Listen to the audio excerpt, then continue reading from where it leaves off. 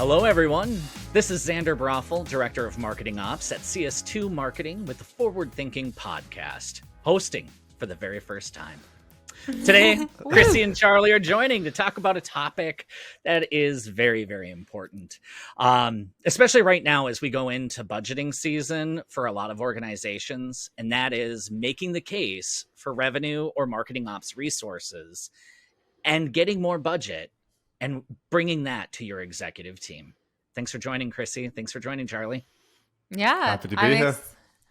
That was a brilliant intro for your first time, Xander. I practiced so hard. In the mirror this morning. I like it. In the shower. Exactly. I don't even want to think about the first time I tried opening the podcast, like how many takes we probably took. But well, we have the blooper reel, right? Yeah. That video. Yeah, breast practices. I'm glad I didn't land with that. Awesome. Well, I'm excited to talk about this today. I think it's a really good topic, very top of mind, especially right now. So, like you said, Xander. So, let's get to it. Absolutely. Let's kick it off. So Charlie, let's start with you. What do you find is the biggest challenge when trying to make the case for ops resources to your executive team? So, whether that's your CMO or all the way up to the CEO, CFO. Probably just the fundamental misunderstanding of what MOPS is, or what we do, or what revenue ops is. I mean, even just taking away like the current conversation that's happening now about RevOps, and if it's just a rebranded sales ops or if it's a true RevOps. Just in general, just how complicated the role is, how multifaceted it is. In terms of building this whole revenue growth architecture and how many components go into that, and how strategic it can be, and how much of a value driver it can be for an organization. I think a lot of, when I say a lot of, I'm kind of painting with too broad a stroke, I think, but some executives are still just confused, right? Like, what is this MOPS team doing? Are they just sending emails? Are they tinkering out in Marketo? All I hear is that they're stressed and overworked and they're saying no to me a lot. But because they haven't been on that ground level. And I mean, MOPS has been around for a long time, right? In this kind of latest phase, where with the rise of marketing automation platforms, about 15 years ago or so, in the last 15 years, it's definitely started to get a bit more defined, but I still think there's a big lack of definement and just understanding about what the role is. And so then when you go to your CMO and you're like, I need more budget for more headcount, I need more budget for agency resources, I potentially need this tool, they don't understand why, right? They're like, why can't you just do your job? Or like, they don't understand it. And there's a lot of education. So I think that's probably the biggest hurdle to get through. Yeah, I can add on to that too. I think that it's a bit hard as well, because I think some of the experiences that executives have with like operations can be different from company to company. Mm-hmm. And then also how it's structured. I think it has been around for a long time, but I think now we're evolving, and I think it's why RevOps is a big topic, but it's more around like this whole kind of architecture that we're building to support like revenue operations, so the revenue team. Like, I think more and more now we're realizing needs to be aligned, needs to be cohesive. You have to look at it very holistically, where before I think you could very much get away with like, okay, your marketing ops team owns your marketing automation platform, they're sending emails, setting up campaigns. And then sales ops is like dealing with like kind of sales desk and opportunities, stuff like that. And yes, that was like, I don't know, 2010.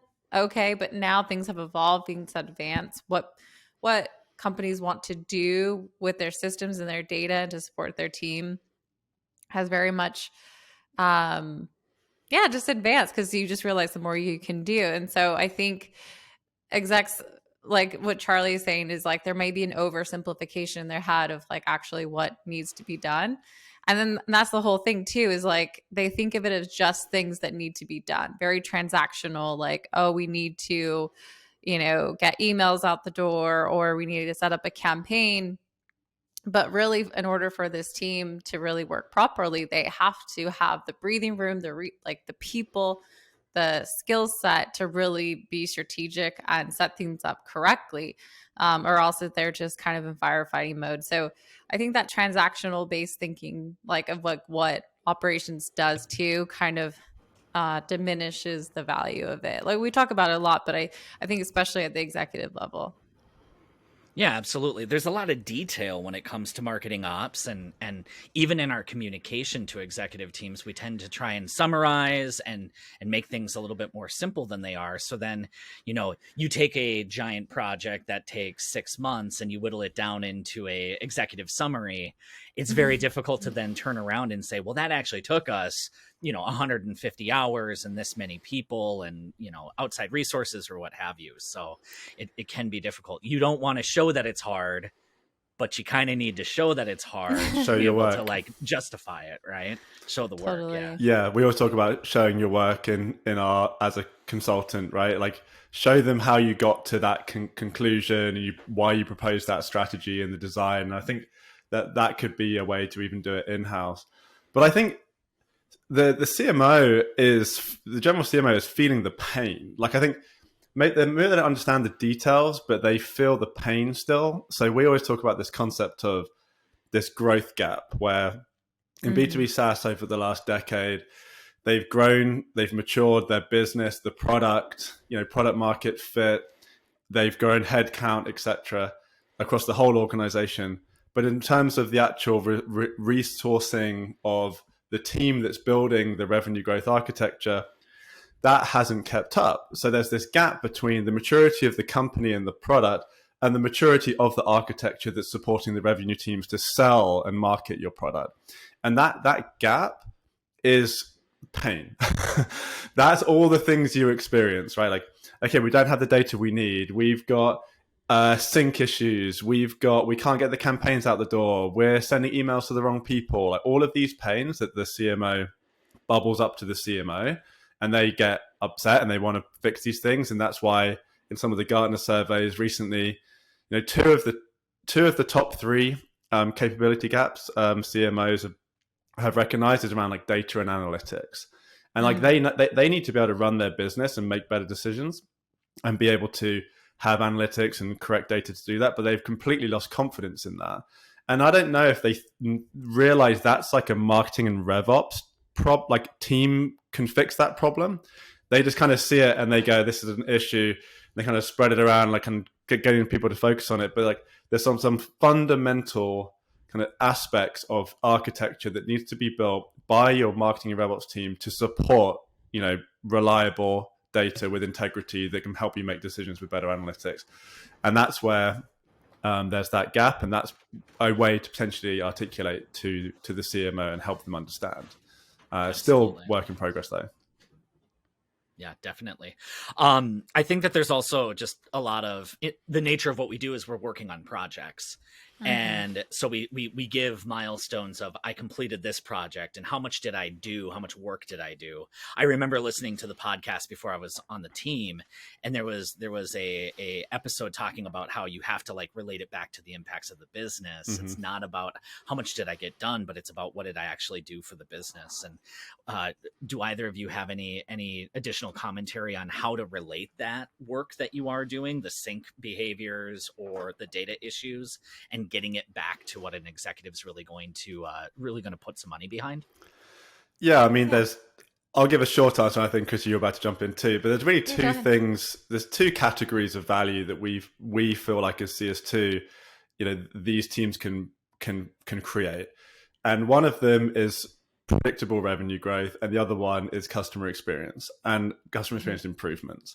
And they're the two kind of major kind of categories of what leadership cares about that we can impact in so many different ways.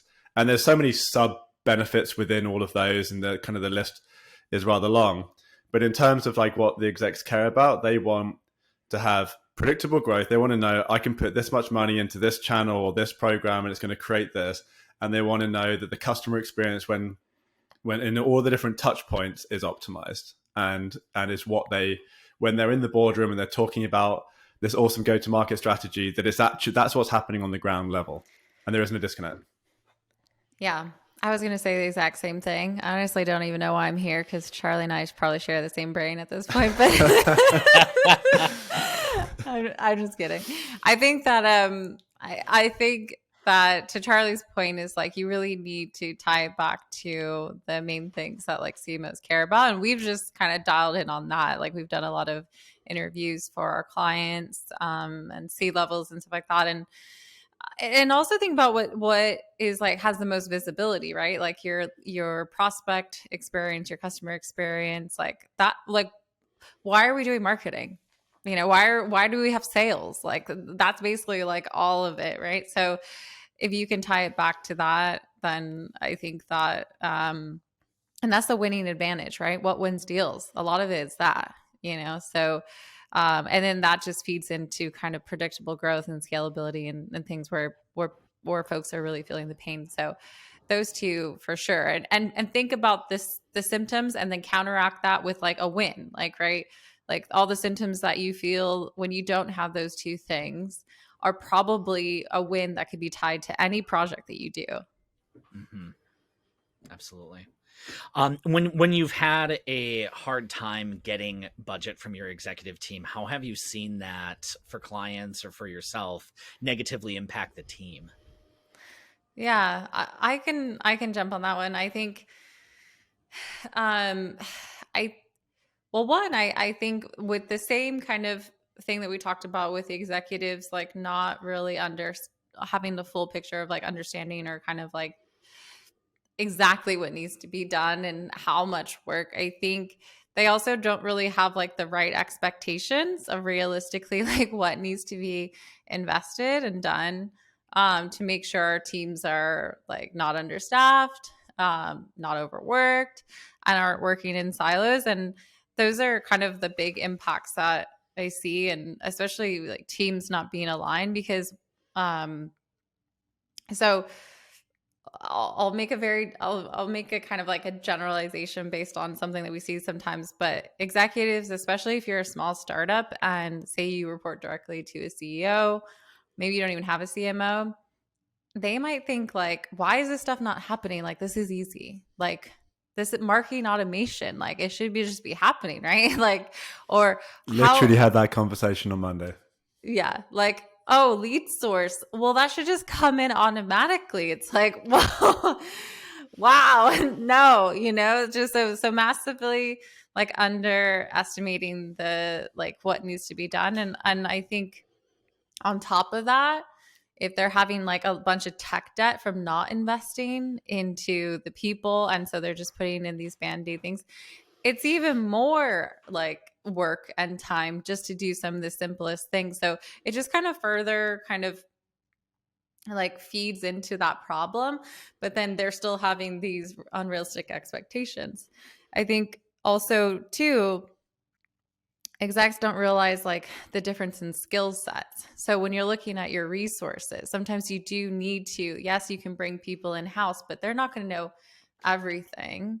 Also, depending on how much experience they've had, they're not going to know how to be strategic. And so sometimes you might need to really think about where you invest money. It might be even more than you think, but into like a strategic kind of resource. And then also maybe think about, okay, who are going to be our hands on keyboards and really doing the day to day. And that's a different skill set. But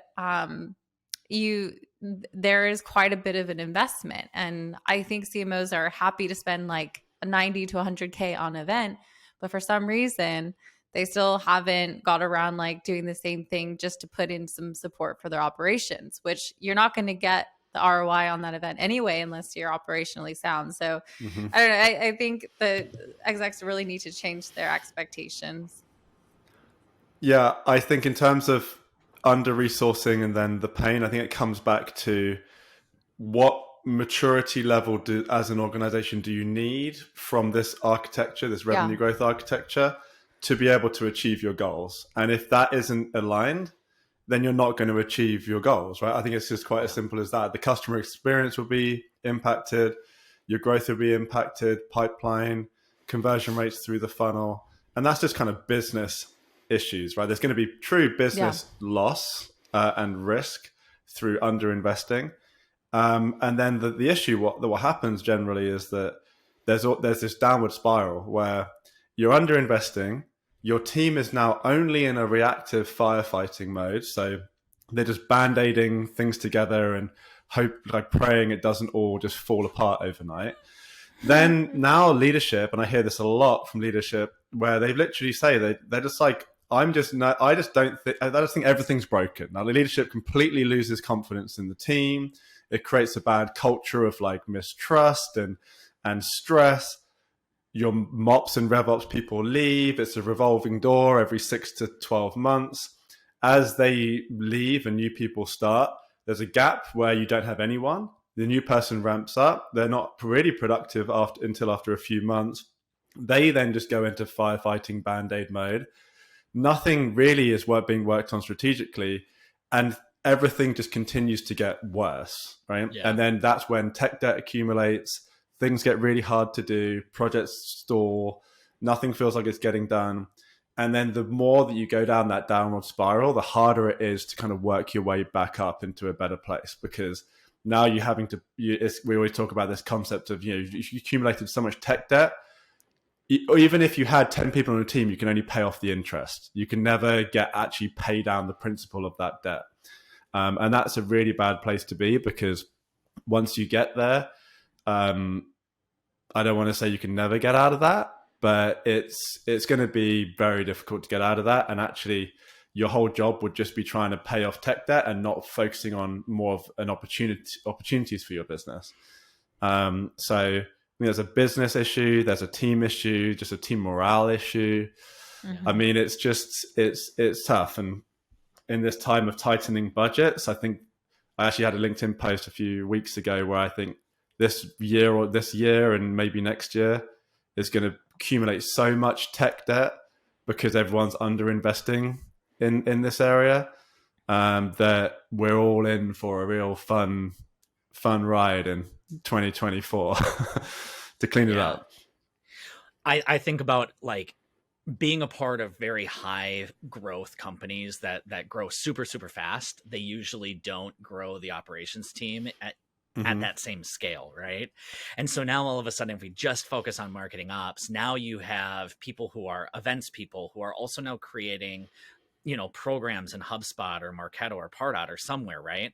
Mm-hmm. And you're decentralizing a lot of the tasks that could be managed by a marketing ops team with a very structured intake process, QA process, enablement process, right? Mm-hmm. And you're decentralizing some of that work because you have to scale. I know this is something that I had to do.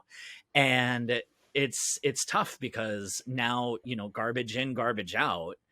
And you have less controls over the input of data and the process that goes into it. And then that accumulates the tech debt and the data debt. And it just makes it that much more difficult to scale the entire business. Whereas if you, again, took maybe one of those events and diverted those resources into a marketing ops function that can help to scale when you just added 5 new marketers to the team, you would be able to actually activate those marketers more effectively too. Totally. Couldn't agree more. Yeah. So we've talked a little bit about the wins around, business impact, primarily being predictable growth and an amazing customer experience. Anything else that you can think of, Crissy, from a win that you can bring back to the team? Yeah, I mean, I think that those two are probably some of the big ones that we talk about. I think that as far as the other byproduct, I think of it as being really more tighter alignment between the sales and marketing team, because Charlie really nailed something when he said trust. And I think that is kind of the backbone of a revenue team working really well together. And the fastest way to lose trust with sales is some of the symptoms that you get from these, when your operations isn't up to par. Maybe you have issues where they're seeing like junk data, like you said, or they realize, oh, my lead volume's gone down or my lead flow, and it's because of some issue that people don't know about. They're having to waste time on calls with people who are junk, where those could clearly have been filtered out somehow. Or their customer or opportunity who they have been working on for months gets an embarrassing kind of like mistargeted email that makes like no sense, right? So like I think those are all things that then can be like fingers pointed back at marketing. Marketing feeling like they're doing all they can to support sales, but they're still feeling like they can't win. And so and right now, the best way to win deals and drive growth is when that whole revenue team is really working together, really trust each other, really like humming and supporting each other. It's funny too. We have a lot of conversations going on right now from folks around who's getting credit for deals, like sales or marketing, right? Like the age-old question. And that to me also is feeling like a symptom of people feeling like there's a lack of trust, or a pressure to prove themselves. And I think those conversations happen when you're not achieving the growth that you want, when there's a lack of alignment. And so I do think that where I've seen the best alignment has been in companies where they've really invested in operations. And yes, it's not perfect. It's never going to be perfect, but it is a lot better because you're also able to have these conversations like what Charlie's talking about, but based on data and and make quicker changes that really impact the bottom line. Because instead of dealing with tech debt, you can be like, oh, we see that this issue with our targeting, we're not seeing the right people come in. Let's put in a change for that. Well, that could take like months for a team to even notice. Or hey, our revenue reporting is looking like, oh, we need more campaigns running in this region, and we are seeing pipeline drop in the next 2 quarters. Well, you're not having those conversations unless you have a strong analytics framework. So, but how do you get to that? Like, you need the resources and you need the people. There's a tops down and bottoms up approach to handling this problem. You know, if the goal is to get more resources, and therefore, if that's the goal, you need to convince C-level people to get more resources, which is becoming increasingly more complicated, and more C-level people have to approve on that, right? Maybe in the past, just your CMO had to approve it. Now your CFO, CMO, CEO, CRO, every board, everyone has to approve this now. If that's the goal, you can think about it either, okay, what are you seeing on the ground level that you think can be optimized to impact revenue? Because that's what they care about, right? I mean, is what is actually going to impact revenue. So even something as simple as just your speed to lead process, you know, that is going to impact revenue. If you have an interested buyer who wants to talk to sales, demo request, contact us type of conversion, and that process isn't working very well, is slow, not getting back to people, that is truly impacting revenue, and that's something that the ops teams can fix.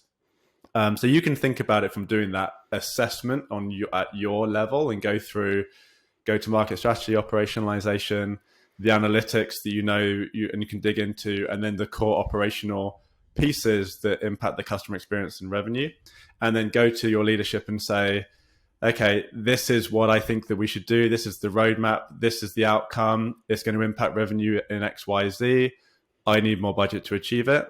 Or you can go the tops down approach where you interview or you just listen really closely to what your CMO and leadership team are talking about. Because I guarantee you, all of their problems that they talk about, there is a way that you can fix that in some way. Or like you can provide input in some way to address that. Like maybe you need to work with other teams to fix it 100%, whatever, depending on the problem. But you can put input into that. So I think really understanding what they care about and aligning to that, while also doing your own assessment and trying to figure out how you can improve anything that's going to impact revenue. And if you could do those things, you should be able to get budget. If you work for a healthy organization that looks at things through more of a return on investment lens, and you go to them, we can get this return on investment if you put this budget in, then how can someone say no to that, right? Like if you can show that the payoff's going to be more than the investment, then a healthy business should obviously trust you. And if they do trust you, and if you are right in your analysis, they should put the investment there. So just a way to think about it, which is like less specific on what win to focus on, but more of an approach to get to the wins to take to your business. We spend a lot of time building business cases for new technology, right? And doing a ton of vendor due diligence processes. And then I found myself guilty of this when it comes to staff. It's like, oh, I need somebody. Here's my business case. I need somebody. Right. You know, build the business case, take the time to go through that process and align it to specific projects that can really help to make a difference, can make your business case a lot easier for somebody to sign off on. I like that. So what can people do who are, you know, understaffed, they're under-resourced, and it's really tough for them to get budget now? What are some things that they could do to help get through that? I was going to say a joke. I was quit, but no, I'm only joking. Go ahead. Let's not quit. No. There's some positive things that we can do. I think looking at it, and I think having been in this situation before, because I've, you know, Charlie and I, before we're starting CS2, we had a history of working in startups, and it wasn't even like, oh, you know, there's bad times going on or we have to cut budget. It was just always a matter of like, demand gen took all the budget, here's what's left for you, you know, or like that's how it used to be back in the day. And then so I think for when it's tough to get budget now, I think like what we've been talking about, really focus on what really is going to drive revenue, impact the customer experience. And so that'll help you kind of like nail down your list of like projects or priorities to focus on.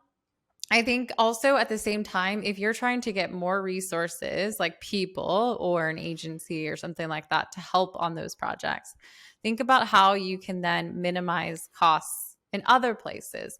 And the good thing about ops is we have some of the data points to help us do that. So cutting out like tech, like you could do a tech vendor audit analysis. And for most MOPS people, you could do this in like half a day because you know what's being utilized and what's not and what's shelfware. So I think bringing that to executives to actually show, okay, this is where we could actually just cut out some of those reoccurring expenses, which finance would love you to because they don't want those either, right. That don't bring any value. And then say, hey, we could, you know, save all this money cutting out this tech or these, you know, resources maybe we're not getting the most value out of, and then put that into making the case for the budget that is. And that, I feel like that can be super helpful just to start. So instead of people, and also if you have resources, sometimes they're going to like an agency or a vendor or even your people, some companies are going to try and go straight for that because that's an easy reoccurring cost.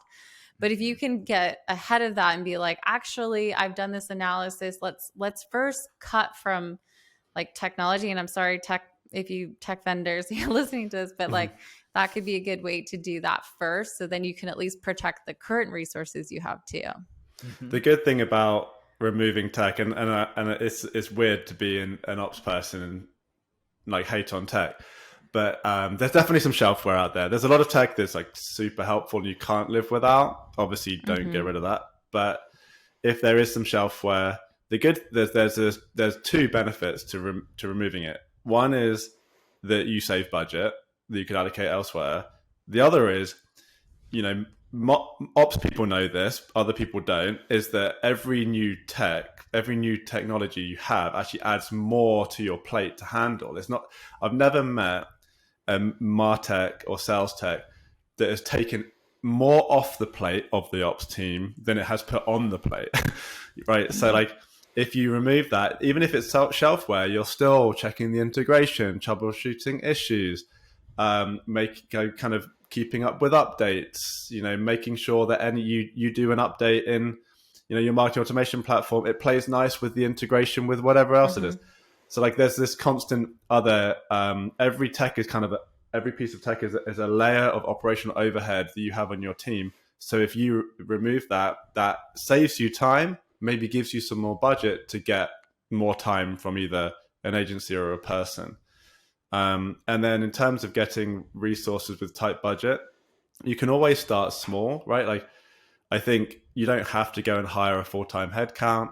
You could work with an agency, and not trying to sell CS2 here or anything, but like you could work with an agency and get like a smaller amount of hours to begin with, just to get some support. And then, what we see often is that once the business sees the value that, a good agency can provide, then they're willing to maybe put a little bit more budget in.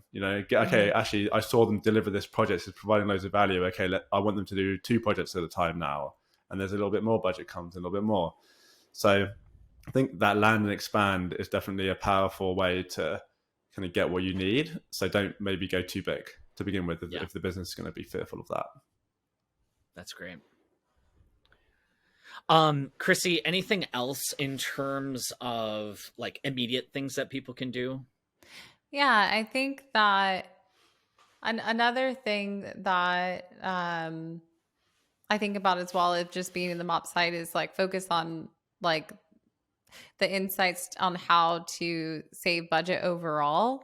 So I think right now is a very good time as an operator to lean into, and if you can, the analytics and data, and really show the marketing team like where they can make smarter investments or save overall budget. And so obviously that might mean that they just save budget, but at least like the marketing budget is like a pot, right? It's going to be spread out. And so a lot of the times what we see too is if demand gen or the other parts of marketing don't use all that budget, sometimes it does like, hey, ops, we didn't give you probably enough, but now we're feeling these pains.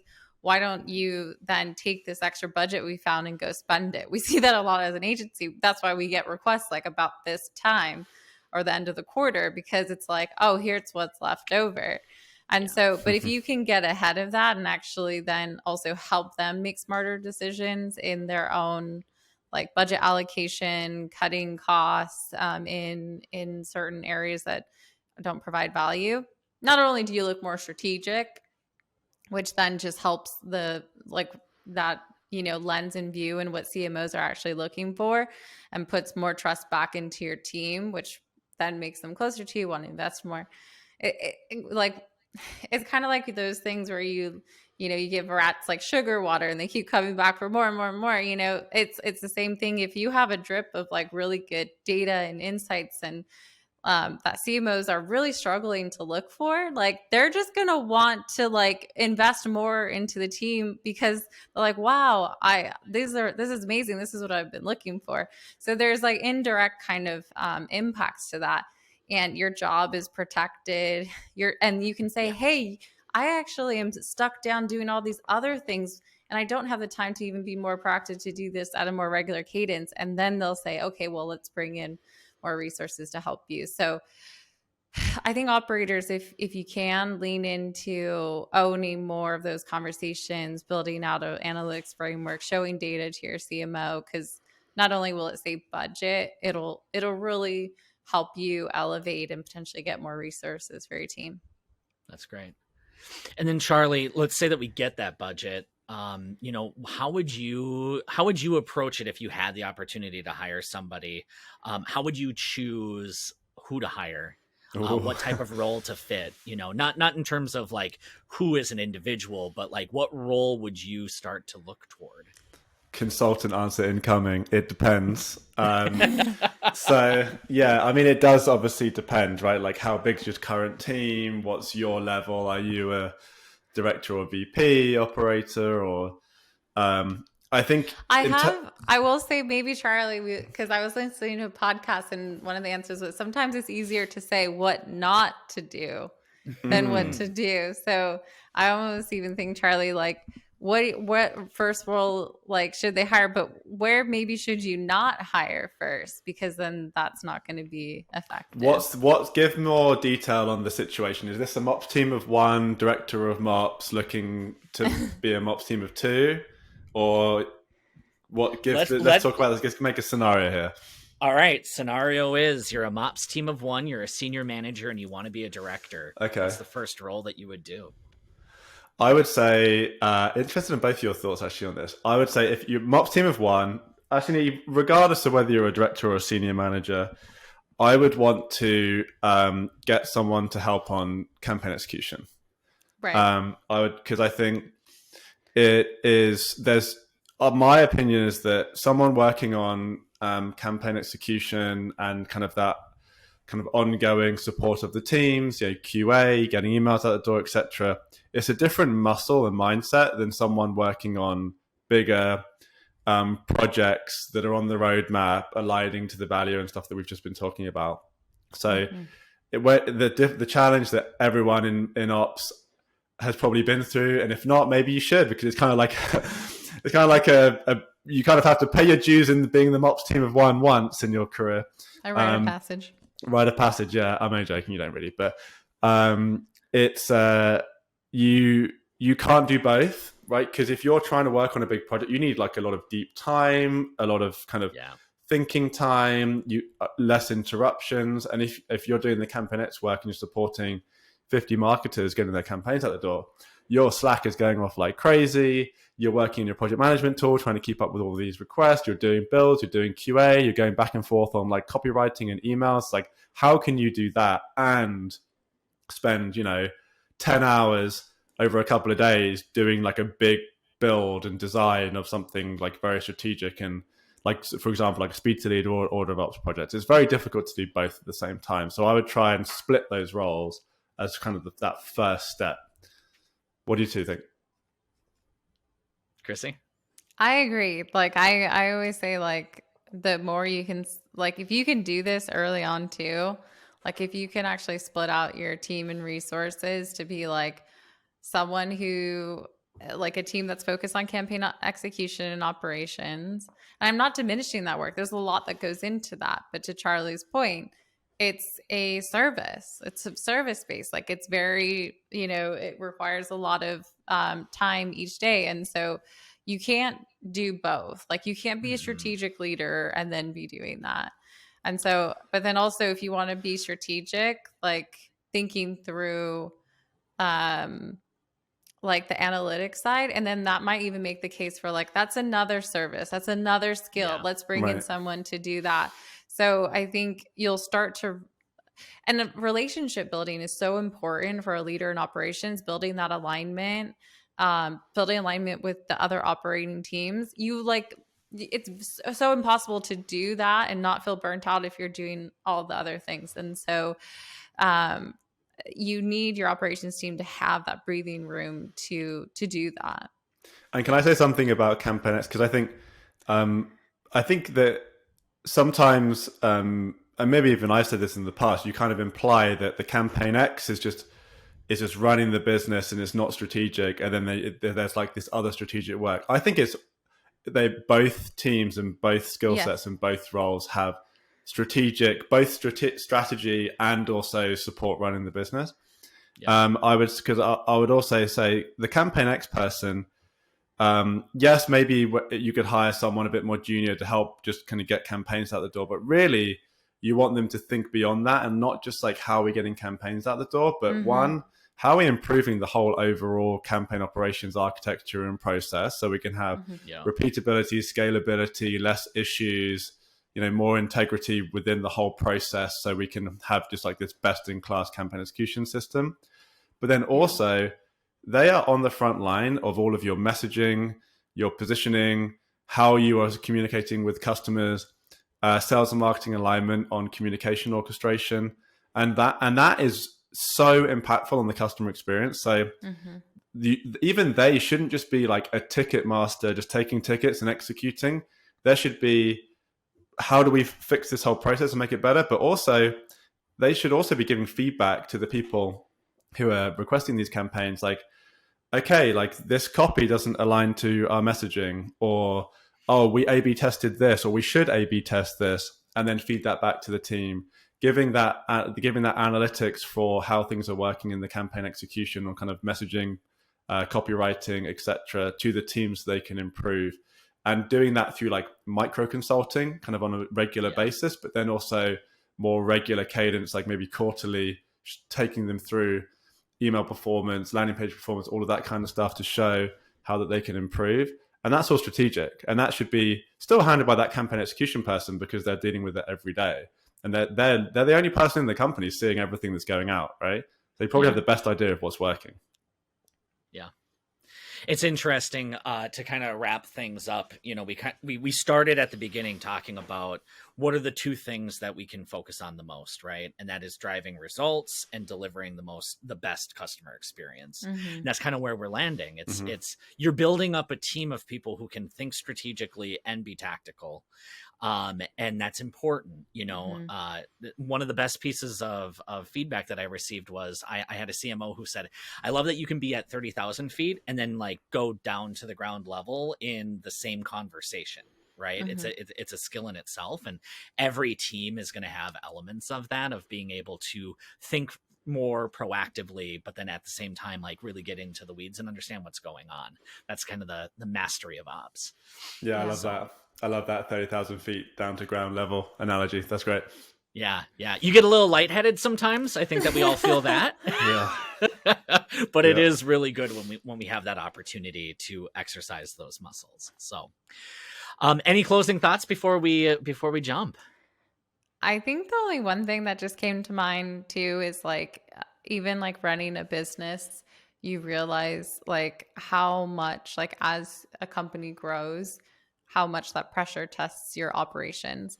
And I think we need to remember that like most CMOs, most head of sales, a lot of people on the revenue team, they haven't even been in operating roles or grown a business or anything like that. So I think it's a lesson that like operators like are learning first, and even operators at a business. So like, I think if you could also align yourself to a mentor or someone at your company who's actually on the business operations side, they can actually be a great resource to you too, to figure out, okay, well, how do I make this case? Like, how do I, talk to the executives, and they might have those relationships too. So I always find like finding a mentor who understands this pain a little bit more than maybe the other execs that you're working with can be super helpful. That's fantastic. Great pieces of advice. Thank you for sharing that. So Crissy, Charlie, thank you so much for joining today. I feel like I just stepped into a whole new world on this podcast. You did great. I love this one. It was awesome. Yes, definitely had a lot of fun. I hope that our listeners and viewers feel the same way. If you did feel the same way, we would love to get a rating from you. So please do take time, comment below, like, subscribe, share. I've always wanted to say that. Forward this on to a colleague or a friend. This is a very important topic, and we want to make sure that everybody that's in marketing ops, RevOps, sales ops has the right approach going into this budgeting season to make the case for your team. Yeah. Maybe even send it to the C-level so they can understand what you're going through. Right? Absolutely. And if you're a C-level listening to this because it was shared, thank you so much for sticking it out. Hope that you enjoyed this. We will see you next week.